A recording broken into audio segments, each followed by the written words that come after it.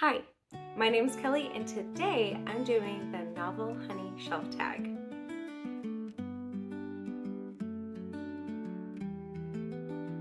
So I was tagged by Morgan over at Morgan's Endless Bookshelf in this, and I thought that it was so fun, especially because I just got done doing um, a study on bees with my niece for her homeschooling. And so this just kind of fit in perfect because I actually knew what some of these things were, which was kind of fun. Okay, so the first question is for Brood, and it is your favorite children in literature. So not a question, I guess. Oh well. Anyway, so the first prompt. Um, I honestly can't think of anybody except this group of children. And that's the Pevensies from the Chronicles of Narnia. They are so impactful. The experience that they have is just fun, and they're so well rounded as characters. And they each struggle in their own ways, but they also each have so much potential to be so great, and they're just memorable. They're memorable kids, and the adventures that they go through, memorable. So that's my answer for that. Drone, your favorite male character in a book. So I did what's it called? A tag recently that asked the same question. And I talked about how I really like Pierce from Arena, but there's lint flying through the air. Okay. So, but uh, because I've used that so recently in another tag, I wanted to use a different person from a different book, this time just for a little variety, someone that I almost equally adore. So that would be Trap Meridon from the Legends of the Guardian King series by none other than Karen Hancock. So once again, she's the author. She knows how to write a guy that I like. So even though Trap is not the main character of the book, that's what's hilarious.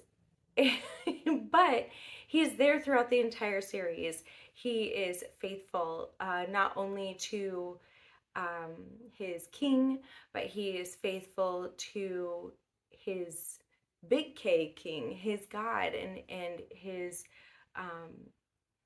beliefs. He stands true. He always tries to do what's right. He is so compassionate. He's understanding, but he's also like, he'll stand up for what is right. And like if you were in a situation, he'd be able to protect you. And the way that she describes him, he's just such an amazing character. If you haven't read that series, I definitely recommend it. Once again, it's Legends of the Guardian King by Karen Hancock. You should read it. Okay, so number 3 is for Hive, and the prompt is a house or home in literature that you find memorable. There's a lot of houses that I find memorable, but not for good reasons. Like, Northanger Abbey or Wuthering Heights, like those aren't good reasons why I find them memorable. So I went with the March Home from Little Women. It seems like such a loving home, just someplace that you walk into and you immediately feel at home. It's no wonder that Lori wanted so badly to be part of that family. And when I think of a loving, caring, fun home that you just want to be there, you want to hang out there, that's what I think of is the March family home. Yeah. Also, the parents are just awesome, the way that they raise their kids. Kudos to them. Like, especially Marmee. I adore Marmee. Anyhow, number 4, orientation flight. And this prompt is a memorable coming of age character. There are so many. so many good coming of age books that I have read recently, but the most recent one that sticks out in my mind is Billy from Where the Red Fern Grows. Um, I don't think that I'm ever going to be able to forget that story. I'll talk more about that in my March wrap up. But the things that Billy goes through and the decisions that he has to make and the maturity that he shows in so many situations, and I just, the bond that he creates and how much he cares for his dogs, honestly, so amazing. I felt like a lot of his maturity was well beyond his age, but the things that he goes through and how he really, it really truly is a coming of age story for him. He matures so much and has to experience so much within that book. So he's definitely in my memory for a long time. He'll be there. He ain't going anywhere. Okay, so number 5 is A Waggle Dance. And the prompt is a book you love so much it makes you want to dance. So I think that I'm gonna have to say Anna Green Gables. I mentioned previously that I um, I really resonate with Anne, um, and reading her books, or not her books, but the books with her in it. Um, I It just speaks to something in me, just the way her brain works and how she sees the wonder in everything. And I love those books. I'm not going to do a little dance right now, but they do make me want to dance on the inside. You don't need to see it though. I don't know. Maybe I'll do a little dance later. We will not. We don't know. We don't know. Maybe. So, number 6 is The June Gap. And the prompt for this is your favorite summertime book. I know that this book doesn't necessarily only take place in summer, but Pride and Prejudice. When I think of Pride and Prejudice, it's in the summer that I want to read it. It's just, it has a feel about it. Why would you not read Pride and Prejudice during the summer? I mean, I don't know why you would specifically, but in my brain, it says, oh, read it in summer. So, Pride and Prejudice, if you don't agree, that's okay. I'm sure there's a lot of people out there that don't feel that same way, but it's okay. Because in my brain, it makes sense. Okay, number 7, Honeycomb. Show your book storage, the shelving and organization. So I'm going to take a minute here and insert a clip of where I am showing you all my stuff. All right, so in my living room, I have this really big built-in shelf, which is one of my favorite things about this house that we're renting. Anyhow, so I just have most of my books on here. There's a few books that are in the office that me and the kids use for school, but this is really where the majority of it is.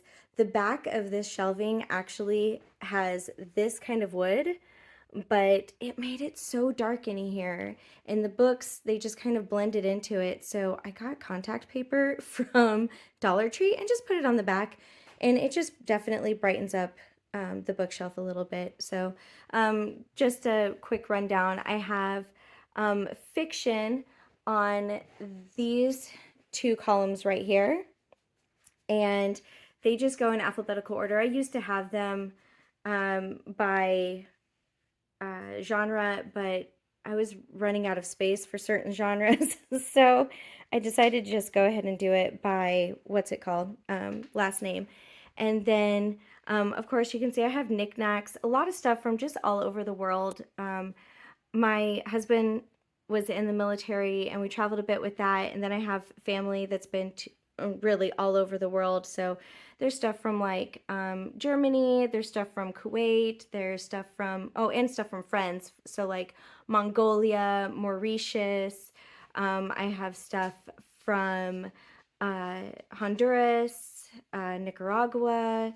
I have stuff from Panama. I don't know if I already said that. I have stuff just like from all over.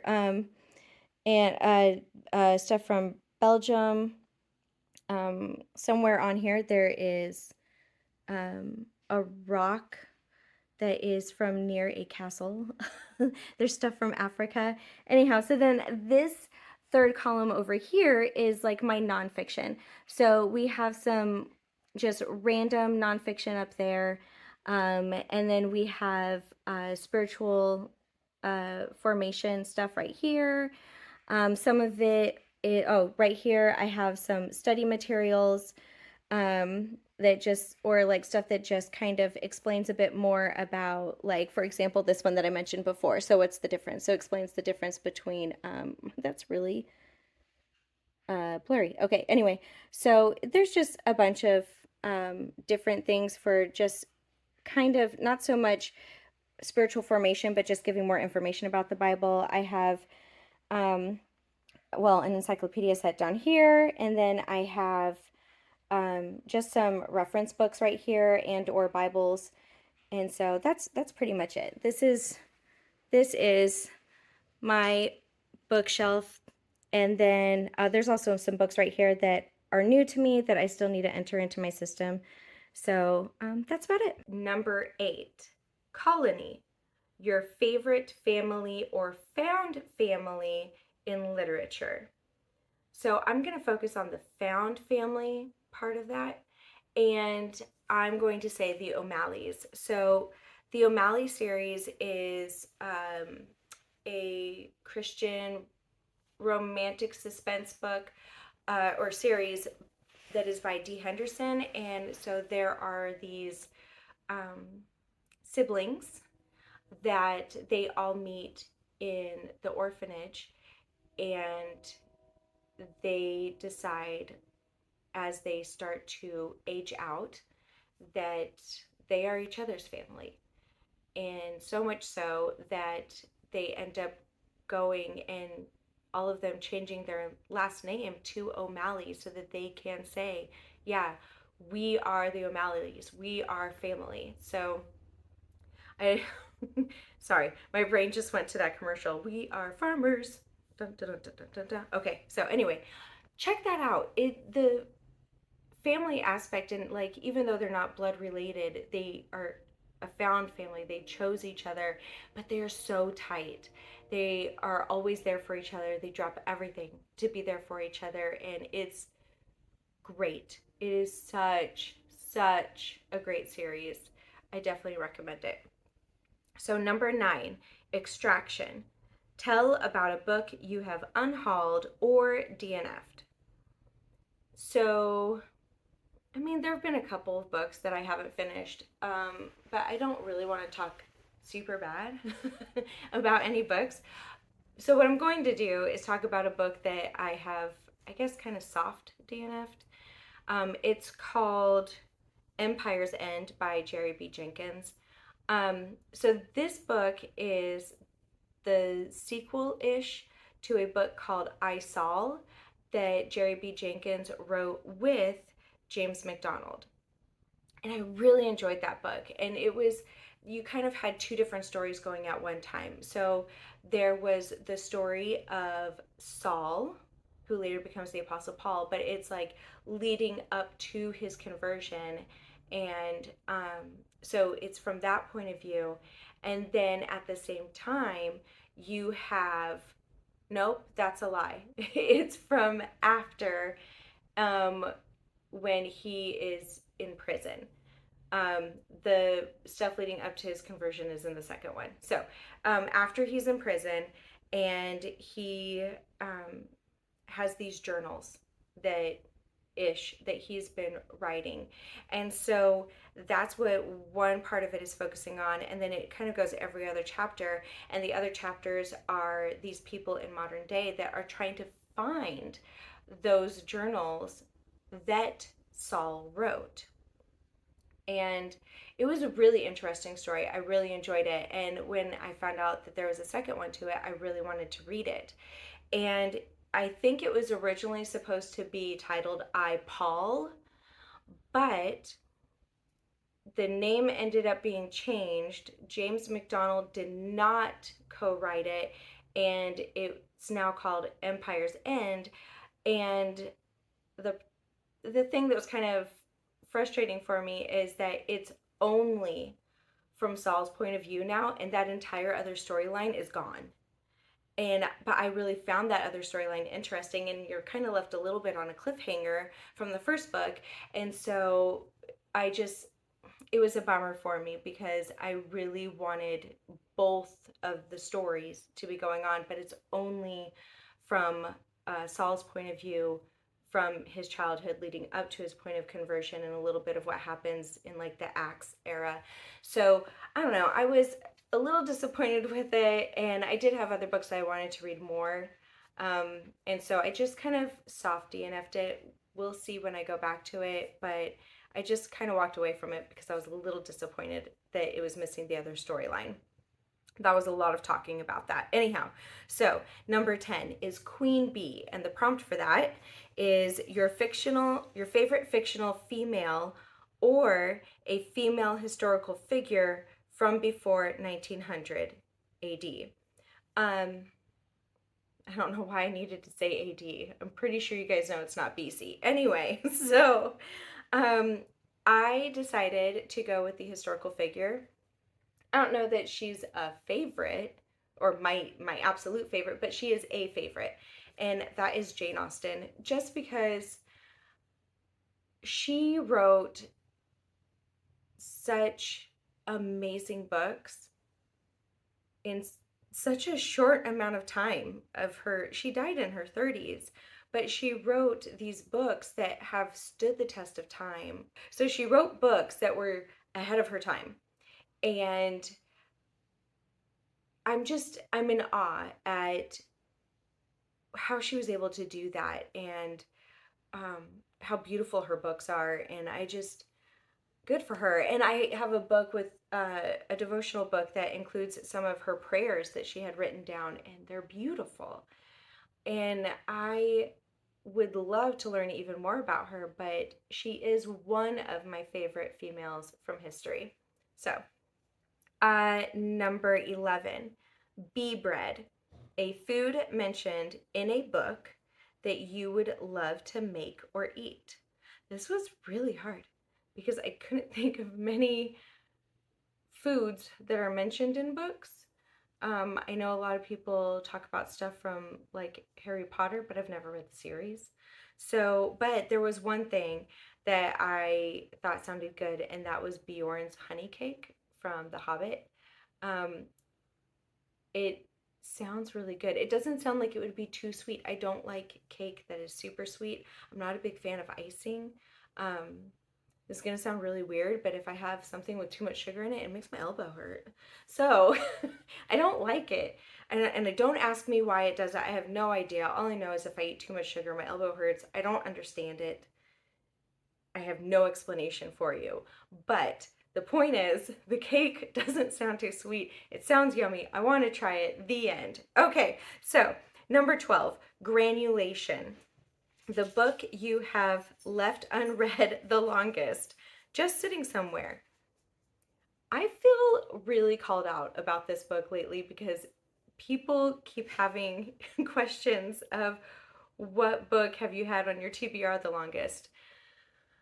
And it's Uncle Tom's Cabin. It's been on my TBR for close to 20 years, on my shelf. I told the story of it in a previous video. I haven't got around to it yet. I had plans to do it sometime this year, and I'm glad because now I feel like I'm being pushed to read it because everything keeps asking, what's been on your TBR the longest? And well, now that you guys know, I feel like I have to read it, definitely, sometime soon. We'll see. Okay, so number 13, bonus. Honeybees have 4 wings, 2 smaller, 2 larger. Tag 4 booktubers. That's so hard because I don't know who's already been tagged. I think I should have probably looked at this beforehand. Oh well. So here's what we're going to do. It's gonna be a surprise for me too. I'll put it in the description below who I'm tagging. And then also, if this is something that you want to do, let me know and I'll tag you in it. Here's the problem though. I don't know what would be considered, like, what number is considered to be small for a booktuber? What number is considered to be big?